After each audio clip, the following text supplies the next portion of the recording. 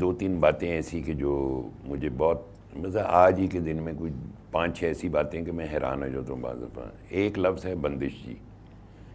ہر چیز بند ہوئی ہوئی ہے, ہر چیز پہ بندش ہے. اچھا, پھر یہ کہ مریض ہے اس کو ہم نے سورہ رحمان سنوائی. اچھا جی, پھر سراہنے لگا دی تھی میں کہ پھر لیکن ہمیں کسی نے کہا کہ آپ سے دعا کریں تو شاید کچھ ہو جائے. میں نے کہا خدا کا واسطہ ہے, اور قرآن پاک ہی کی وجہ سے تو ہم سارے یہاں بیٹھے ہوئے ہیں.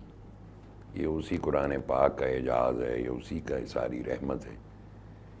صرف مسئلہ یہ ہے کہ ہمارا فوکس ٹھیک نہیں ہوتا. قلندر پاک رحمۃ اللہ علیہ ہمیشہ یہ کہتے تم اللہ کے روبرو ہو کہ سنو. اب یہ اللہ کے روبرو ہونا, یکسوئی ہونا, یہ لوگ اس پہ توجہ نہیں دیتے.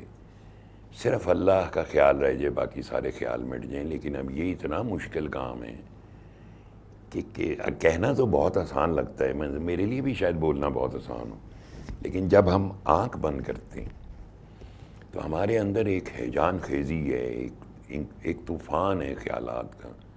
ان خیالات سے نکلنا کوئی اتنا آسان نہیں ہوتا. اس کے لیے پھر قلندر پاک رحمۃ اللہ علیہ نے ایک آسان طریقہ بتلایا.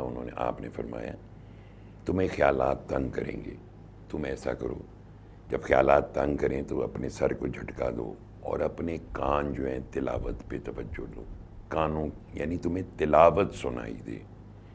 اتنا تو ہم کر سکتے کہ ہم صرف تلاوت کو سنیں.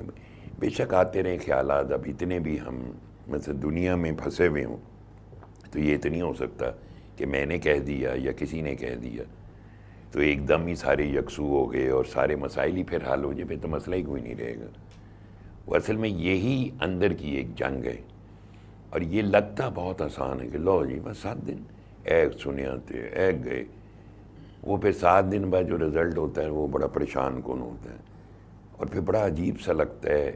مجھے بھی عجیب لگتا ہے, شاید کہنے والے کو بھی عجیب لگتا ہو کہ کچھ ہوا نہیں, چونکہ اس سے بڑی ہمارے لیے کوئی باعث شرمندگی کوئی چیز نہیں کہ ہم میوزک سنتے ہیں وہ ہمیں مزہ دیتا ہے, ہم کچھ بھی اور سنیں وہ بھی مزہ دیتا ہے. یہ قرآن پاک تو کائنات کا سب سے بڑی رحمت ہے, سچ ہے, یہ کیوں نہیں ہمیں مزہ دیتا؟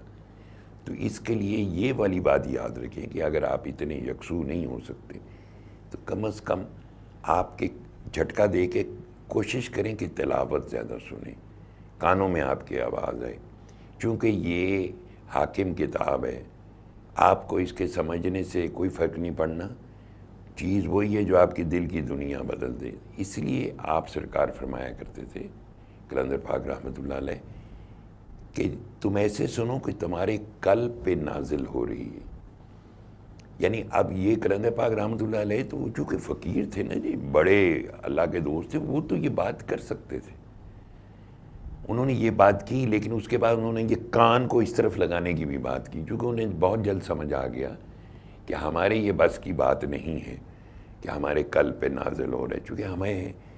چونکہ قرآن کا جو نور ہے وہ لوں سے داخل ہوتا ہے, اور اس کا جو فوکس ہے, سیدھی کنسنٹریٹڈ پوائنٹ ہے, وہ دھڑکن ہے, وہاں جانا ہے اس نے. چونکہ اسی کے ارد گرد ہی سارا گھیراؤ ہے, نفسی اور ابلیسی جو ٹریپس ہیں ادھر ہی ہیں. تو وہ روشنی آئے گی تو ہر شے بدبختی نو سے جلے گی.